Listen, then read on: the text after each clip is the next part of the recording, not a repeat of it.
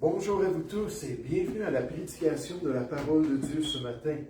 Bienvenue à cet exposé du message des Écritures, cet exposé d'un petit psaume de l'Ancien Testament qui s'accorde tellement bien avec notre thème pour 2025, avec ce thème-là de la joie dans la vie du croyant. La joie alors qu'il marche avec son Dieu. La joie alors qu'il côtoie le Dieu qui est appelé à 2 reprises bienheureux. Ce Dieu bienheureux qui nous veut dans cette relation intime avec lui. Et ce matin en particulier, cette joie de pouvoir servir le seul vrai Dieu. Cette joie de vivre pour lui, de lui offrir nos journées, nos talents, nos désirs, la force de notre cœur pour accomplir son plan ici-bas dans ce monde. La joie d'être au Sauveur et de pouvoir profiter de cette relation avec notre Créateur pour accomplir sa volonté sur la terre, cette volonté qui est bonne, agréable et parfaite. Comme un auteur nous le dit, le pasteur Spurgeon, la joie du Seigneur est notre force et nous sommes heureux de nous dépenser et d'être dépensés à son service.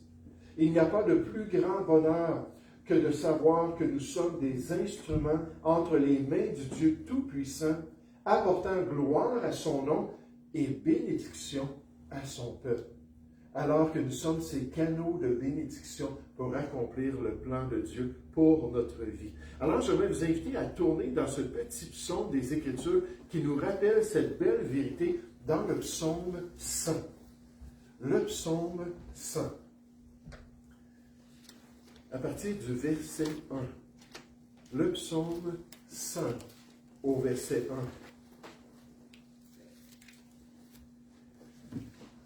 Le psaume 100 au verset 1 nous dit « Psaume de louange. Poussez vers l'Éternel des cris de joie, vous tous habitants de la terre. Servez l'Éternel avec joie. Venez avec allégresse en sa présence. » Ça, c'est notre verset pour le mois de mars. Sachez que l'Éternel est Dieu. C'est lui qui nous a fait et nous lui appartenons. Nous sommes son peuple et le troupeau de son pâturage. Entrez dans ses portes avec des louanges, dans ses parvis avec des cantiques. Célébrez-le, bénissez son nom, car l'Éternel est bon. Sa bonté dure toujours et sa fidélité de génération en génération. Puis encore les versets 1 et 2, la parole de Dieu nous ordonne en disant « Poussez vers l'Éternel, vers le seul vrai Dieu, le Dieu de la Bible, des cris de joie. Vous tous habitants de la terre, servez l'Éternel avec joie. Venez avec allégresse en sa présence. » Quelle raison ce passage des Écritures présente-t-il pour encourager la joie des croyants? C'est pour ça que j'ai choisi ce verset-là et j'ai choisi d'exposer ce beau passage des Écritures. Pourquoi le chrétien devrait-il se réjouir dans son service pour l'Éternel Dieu, surtout à la lumière de ce que ce passage-là nous dit? Et alors qu'on le regarde, je vais vous suggérer ce matin qu'on le célèbre parce qu'il est le créateur de toutes choses. Il est le créateur de toutes choses. Il est la grande cause de notre univers. Il est la source ultime de notre cosmos. Celui qui est digne de la vénération de toutes ses créatures. Celui qui est digne de l'obéissance de tous ceux et toutes celles qu'il a fait sur la terre. Vous allez remarquer dans ce passage-là, il y a 2 niveaux de relations qui sont présentés. Premièrement, ceux qui sont ses créatures, et deuxièmement, ceux qui sont ses serviteurs formellement. On les voit dans le psaume 100 d'une manière claire. Le psaume 24 rappelle que à l'Éternel, la terre et ce qu'elle renferme, le monde et ceux qui l'habitent. C'est Dieu qui est le créateur, qui est le propriétaire, puis le Seigneur de toutes choses, qu'on nous dit, car il a fondé la terre sur les mers et affermi sur les fleuves. Même Moïse, lorsqu'il encourageait dans la loi l'obéissance, disait cette vérité concernant le Créateur. Il disait, voici à l'Éternel ton Dieu appartiennent les cieux et les cieux des cieux, la terre et tout ce qu'elle renferme. Puis là, il leur disait, soyez obéissants à ses commandements, suivez ses ordonnances, honorez le Dieu créateur de toutes choses, parce qu'en fin de compte, toutes choses lui appartiennent ici-bas. Dans Colossiens 1,16, dans le Nouveau Testament, on nous dit, tout a été créé par lui et pour lui. On voit la source de la création, on voit l'objectif de la création. C'est Dieu qui est derrière toutes choses, tout a été créé par lui et tout a été créé pour lui. Et la meilleure place pour un chrétien, c'est de comprendre cette réalité-là. J'appartiens à Dieu, je vis ici-bas pour lui. C'est le sens de ma vie. C'est pour ça que je suis ici. On nous dit c'est de lui, par lui et pour lui que sont toutes choses. À lui soit la gloire dans tous les siècles, en elle, alors qu'on accomplit sa volonté. Le commentateur biblique Matthew Henry confirme que le monde appartient à Dieu par un droit souverain. Il en a la propriété et la domination incontestée.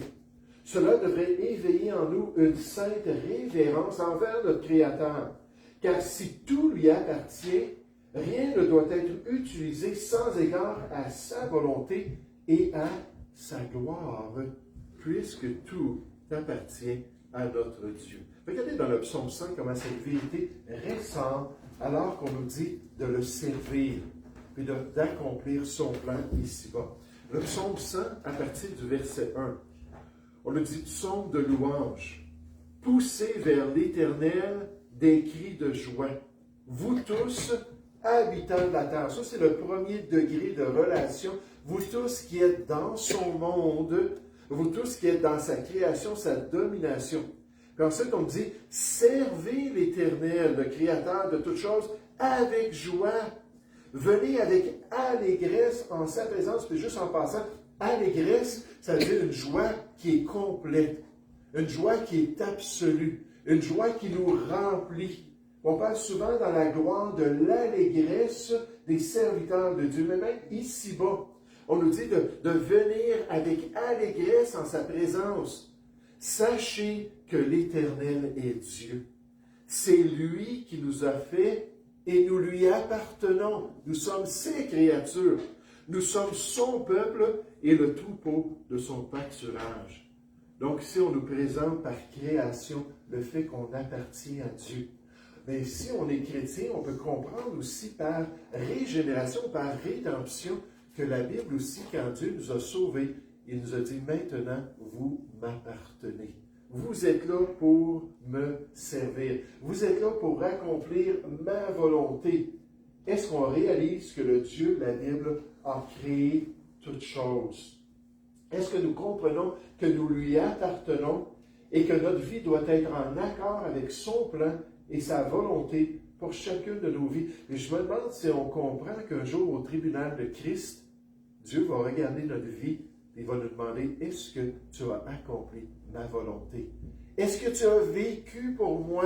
Est-ce que tu as cherché ma face pour savoir quelles sont ces œuvres que j'ai préparées d'avance pour chacun de vous? Et je pensais à cela, c'est mon premier point que je me suis dit, c'est tellement beau le Créateur, c'est tellement beau la grande cause de l'univers. Là, tout de suite, il y a de quoi qui est venu dans mon cœur, puis j'aimerais vous en parler pendant juste un petit instant. J'aimerais faire un commentaire concernant les jeunes de notre assemblée, mais les jeunes des églises chrétiennes. Comprenons que c'est totalement le contraire de ce qu'ils apprennent à l'école, quand on parle de Dieu le Créateur. C'est totalement le contraire qu'ils vont entendre à l'école. On leur dit que Dieu n'existe pas, que Dieu n'a pas créé l'univers. Non, ce sont des processus naturels, aléatoires, qui ont fait un Big Bang, puis qui ont créé toute une évolution à travers les milliards d'années. Puis certainement, on ne lui appartient pas en tant qu'individu. On s'appartient à nous-mêmes. C'est toujours ça l'accent qu'ils vont entendre. Puis on peut faire ce qu'on veut. Et vous savez, ce qui est triste avec ça, c'est qu'il y a beaucoup de jeunes qui viennent qu'à le croire. Parce que là, ça commence avec la première année, ça continue à travers toute l'éducation jusqu'à la fin du secondaire. Puis là, c'est encore pire lorsqu'ils vont au cégep et à l'université. Plus on avance dans une éducation, dans une société séculière, une société qui n'a pas de place pour Dieu, plus on avance, plus on est bombardé avec cette vérité-là.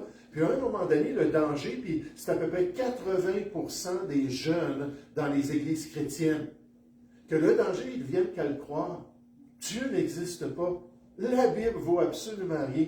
Pourquoi est-ce que j'irais à l'église? Et rendu à 15, 16 ans, ils disparaissent. On ne les voit plus revenir. Parce qu'ils l'ont entendu assez longtemps et assez souvent. Comme Joseph Goebbels, qui était en charge de la propagande pendant la Deuxième Guerre mondiale pour les nazis et pour Adolf Hitler. Il a dit, si on dit un mensonge assez souvent, assez fort et à assez de personnes, le peuple va venir qu'à le croire. Et c'est exactement ce qu'on fait dans les écoles au Québec. Vous savez, ce que je trouve triste, c'est qu'il y a des gens qui ont quitté leur pays à cause de guerres civiles, à cause du communisme, à cause de circonstances. Puis on dit, on va aller dans un pays où on va être libre. On va aller dans un pays où on va avoir la possibilité d'élever nos enfants avec une bonne éducation pour leur donner un avenir, sans réaliser qu'en venant au Canada, puis en venant au Québec, ils mettaient leurs enfants dans un système qui allait les détourner de leur foi, qui allait les encourager à mettre de côté cette relation-là avec Dieu. Mais on voit comment est-ce qu'on peut le servir honnêtement. On voit comment est-ce qu'on peut accomplir son plan parce qu'il est le créateur de toutes choses. La terre appartient au Seigneur ainsi que tout ce qu'elle contient. Et c'est une réalité fondamentale qui devrait imprégner tous les aspects de notre vie, de penser à Dieu, de penser à notre Créateur. Nous devons comprendre que nous ne sommes pas propriétaires, mais locataires, et que Dieu détient le titre absolu de toutes choses. Cette compréhension devrait nous conduire à une vie d'adoration et d'abandon, reconnaissant que tout ce que nous avons et tout ce que nous sommes, lui appartiennent pleinement, parce qu'il est notre Créateur.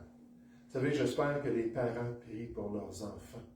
J'espère qu'ils intercèdent, et qu'ils demandent à Dieu de les guider, de leur donner la sagesse et de leur permettre d'avoir un impact. Parce que si on se base sur les statistiques, la plupart des jeunes qu'on côtoie dans les églises chrétiennes vont venir qu'à quitter la foi. Gloire à Dieu pour ceux qui vont demeurer fidèles. Gloire à Dieu pour ceux qui vont avoir un fondement assez fort et des parents assez forts dans la foi pour les garder dans la vérité.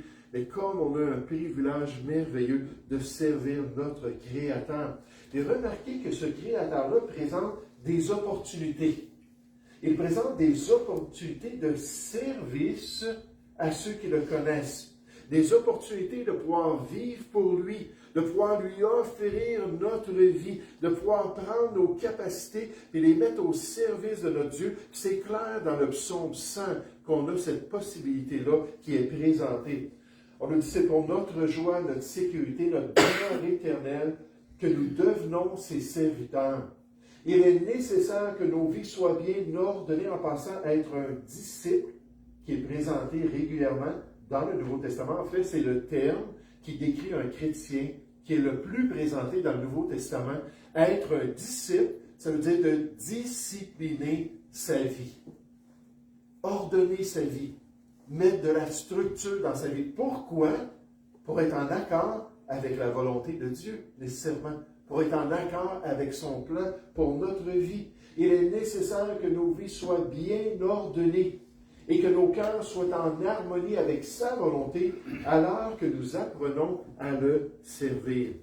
Et dans les deux testaments, on a ces opportunités. Regardez ici, juste dans le psaume 100, à partir du verset 1, toujours, on nous dit « Psaume de louange, poussez vers l'Éternel des cris de joie, vous tous habitants de la terre. Servez l'Éternel avec joie. » Donc, on rentre dans un deuxième niveau de relation en tant que serviteur. Venez avec allégresse en sa présence. Sachez que l'Éternel est Dieu. C'est lui qui nous a fait et nous lui appartenons. Nous sommes son peuple et le troupeau de son pâturage. Entrez dans ses portes. Dans les portes du Créateur, les portes du seul vrai Dieu. Entrez dans ses portes avec des louanges, dans ses parvis avec des cantiques, célébrez-le, bénissons son nom. Quelle joie de pouvoir accomplir la volonté de Dieu dans ce monde. Quelle joie de pouvoir suivre son plan pour son assemblée sur la terre, de pouvoir entrer dans ses portes et dans ses parvis, comme c'était le cas dans le contexte de l'Ancien Testament, alors que les Juifs venaient rendre un culte à Dieu, alors qu'ils se réunissaient auprès du tabernacle du Seigneur et plus tard auprès de son temple pour pouvoir le célébrer et pour pouvoir accomplir sa volonté à Jérusalem. David a dit de lui-même, il a dit, « Heureux, béni, celui que tu choisis et que tu admets en ta présence, pour qu'il habite dans tes parvis. Nous nous rassasierons du bonheur de ta maison, de ce lieu de culte-là, de la sainteté de ton temple. » Alors qu'on sert le seul vrai Dieu, il le dit encore, « Mieux vaut un jour dans tes parvis que 1000 ailleurs. Je préfère me tenir sur le seuil de la maison de mon Dieu, plutôt que d'habiter sous les tentes de la méchanceté. » Et combien de fois on voit David qui était poursuivi par des ennemis, David qui devait s'en aller loin de Jérusalem pour survivre, et qui écrivait dans ses psaumes, « Ô tes parvis, ô ta maison, ô le privilège de revenir devant toi et de pouvoir te servir dans le culte d'Israël. » Pourquoi? Parce que pour lui, c'était tellement important. Puis encore une fois, quel contraste avec le monde, n'est-ce pas? Quelle différence d'avec le siècle présent. Nécessairement dans notre contexte du psaume 100, on parle du culte juif, mais dans le contexte de la nouvelle alliance, on peut penser aussi à l'importance de l'Église locale, l'importance de l'Église dans notre vie, dans nos désirs, dans notre service. Pour le monde, l'Église n'a plus de place, et elle n'a plus d'importance. Mais qu'en est-il dans notre vie? Est-ce que nous sommes conformes au siècle présent? Est-ce qu'on a été changé dans notre perspective des choses? Et pour nous, on ne voit plus l'Église comme la maison de Dieu, l'Église du Dieu vivant, la colonne et l'appui de la vérité. Cette Église qui est tellement importante, cette Église qu'on ne devrait pas abandonner, mais au contraire qu'on devrait être fidèle pour accomplir le plan de Dieu. Et ici, je vous présente le temple dans l'Ancien Testament et l'Église pour nous rappeler le service pour Dieu. Mais au début du 19e siècle, un chrétien du nom de William Borden héritant une fortune de sa famille. Les gens l'appelaient le chrétien le plus riche de l'Angleterre. Mais ayant vécu dans le luxe toute sa vie, il voyait comment sa marche chrétienne n'était pas du tout épanouie par le matérialisme. Je pense que c'est dans Ecclésiaste 5.9, ça dit « Celui qui s'attache aux richesses n'en est pas satisfait. » Celui qui aime les richesses ne sera pas heureux à cause des richesses. Il écrivit dans sa Bible, alors qu'il fit un choix devant Dieu à la lumière de ce grand héritage-là.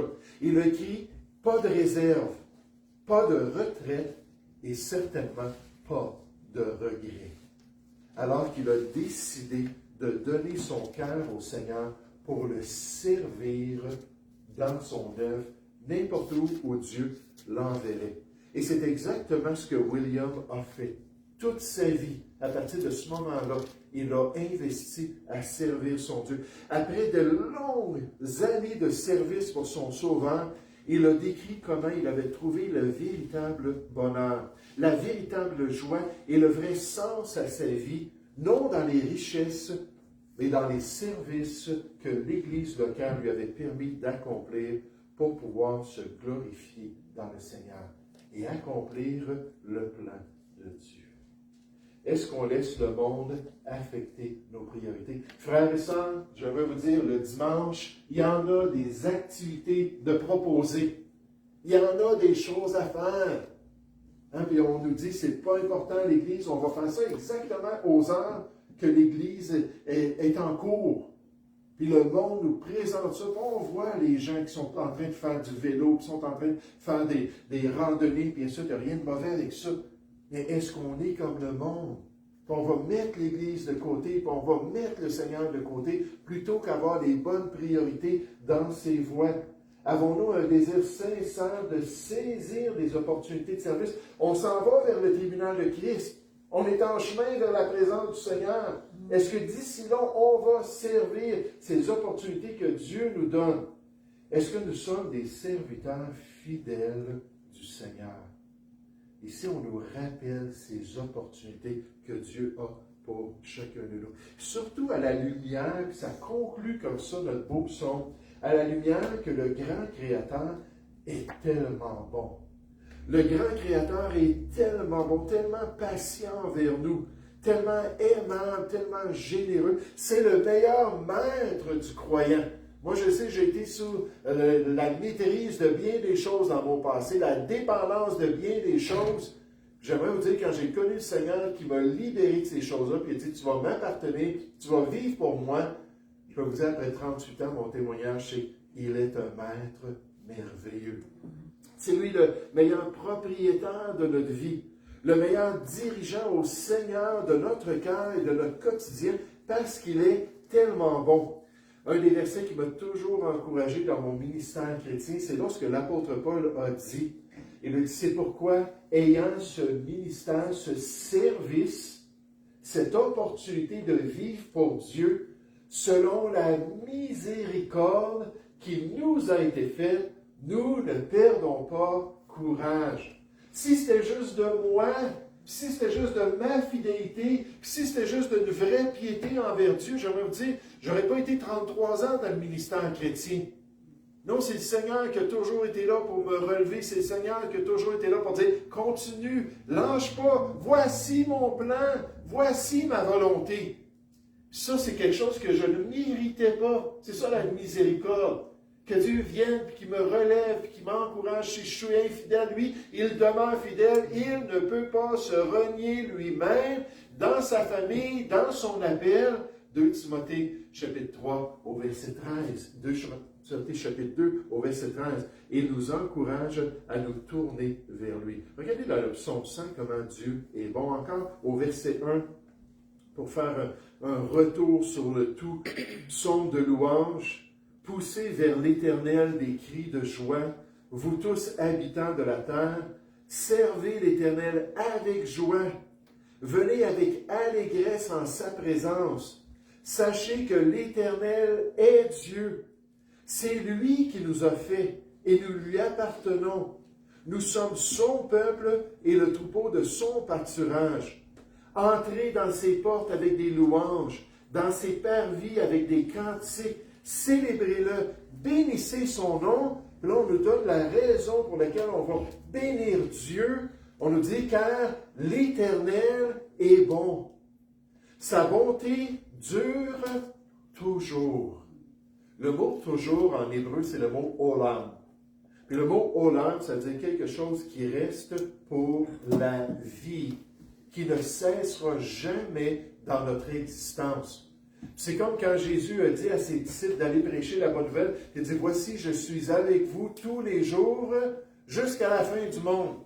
Donc moi, je veux toujours être disponible. Moi, je veux toujours être là. Moi, je veux toujours vous accompagner puis vous fortifier dans mon service. Puis là, on nous dit de le louer parce qu'il est bon, puis sa bonté dure toujours. Et sa fidélité de génération en génération. Est-ce qu'en tant que chrétien, nous croyons cela?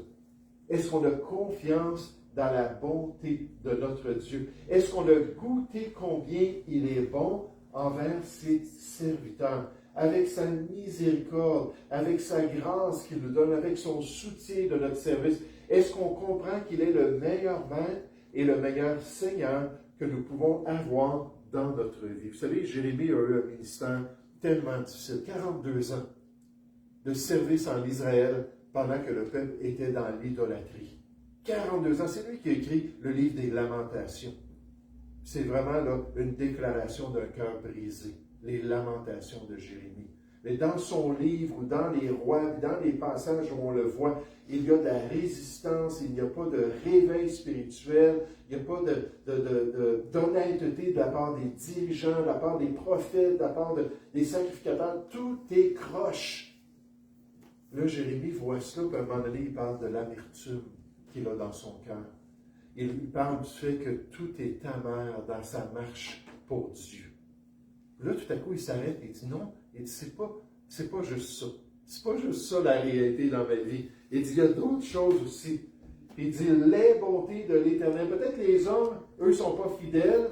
Puis peut-être que le peuple n'est pas en relation avec Dieu. Mais lui, Dieu, là, est toujours là pour moi. Les bontés de l'Éternel ne sont pas épuisées. Ses compassions ne sont pas à leur terme. Elles se renouvellent chaque matin. Vous vous rappelez, Olam, pour la vie. Elles se renouvellent chaque matin, même dans des circonstances tellement pénibles, tellement amères, tellement difficiles. Elles se renouvellent chaque matin. Oh, que ta fidélité est grande. C'est envers lui qu'on doit se tourner pour trouver cette bonté, trouver cette grâce, trouver ce soutien. Si on regarde aux hommes, je vais vous dire, on ne regardera pas longtemps, parce qu'on va être déçus. On va voir une infidélité. Mais Dieu nous dit de se tourner vers lui, puis de croire en lui. Oh, le joyeux service de l'enfant de Dieu. Ce matin, je voudrais qu'on vienne à la source dans le psaume 100. Je voudrais qu'on considère le contexte de notre verset 2 qu'on a mémorisé pendant le mois, du moins j'espère qu'on l'a mémorisé. Qu'on puisse comprendre que notre Dieu est le créateur de toutes choses. Oh, qu'on puisse le dire à nos enfants, qu'on puisse le partager à nos frères et sœurs. C'est le créateur. Toutes choses viennent de lui. Hein, je regarde la lune, je regarde le soleil, je regarde les animaux. C'est Dieu qui a tout fait ces choses-là. Puis comme il est digne d'être loué, comme il est digne que je puisse le servir. Puis alors que je comprends aussi qu'il me donne des opportunités. Les opportunités et l'appel qui était là dans l'Ancienne Alliance, les opportunités et l'appel qui se trouvent aussi dans la Nouvelle Alliance. Si vous êtes sauvés ce matin, Dieu nous dit dans 1 Corinthiens chapitre 11 qu'à chacun de nous, il a donné des dons pour le service dans son assemblée, le service dans l'Église pour accomplir sa volonté, puis de voir ces opportunités-là, puis de saisir ces opportunités. J'aimerais vous dire juste d'être à l'Église. C'est un service qu'on rend à Dieu. De sanctifier le jour du Seigneur, de dire le dimanche, à moins de travail, à moins de circonstances anormales, le dimanche, c'est le jour qui est consacré à mon Dieu. Je vais être dans sa maison pour l'honorer. J'aimerais dire, si on pouvait juste avoir cette conviction-là, qu'à moins d'exception, on est à l'Église, qu'on va être fidèle dans les voies de Dieu, et de comprendre comment Dieu va nous soutenir, comment notre grand Créateur va être bon envers ses serviteurs, puis de pouvoir goûter à la bonté de Dieu. Dans 1 Pierre 2, verset 1, on nous dit, si vous avez goûté, verset 2, que Dieu est bon, puis de pouvoir le servir avec joie. Pourquoi? Parce qu'il est tellement digne de notre vie et de notre service dans ses voies. Nous allons prier ensemble. Père Céleste, je veux te remercier ce matin pour cet exposé du texte biblique de l'Ancien Testament. Merci pour ce beau psaume. À chaque année, Seigneur, alors que je lis le livre des psaumes, c'est un des psaumes qui m'encourage le plus. Un psaume de louange, un psaume de reconnaissance, un psaume d'excitation. Tu nous dis qu'on doit venir à l'Église, pas abandonner l'Église, pour s'exciter mutuellement à l'amour et aux bonnes œuvres. Et moi, ça m'excite de voir un passage comme ça, qui parle de la joie, qui parle de la fidélité, qui parle du fait que Dieu est tellement bon et qu'il va toujours être bon envers nous. Ô Père Céleste, aide-nous à nous relever, aide-nous à saisir ta force et ta puissance, puis aide-nous surtout à vivre une vie chrétienne joyeuse dans tes voies. Guide ton peuple, Seigneur, et accomplis ta volonté dans chacune de nos vies. Nous te prions au nom du Seigneur Jésus. Amen. J'aimerais vous demander de vous lever, s'il vous plaît. Pour terminer, on va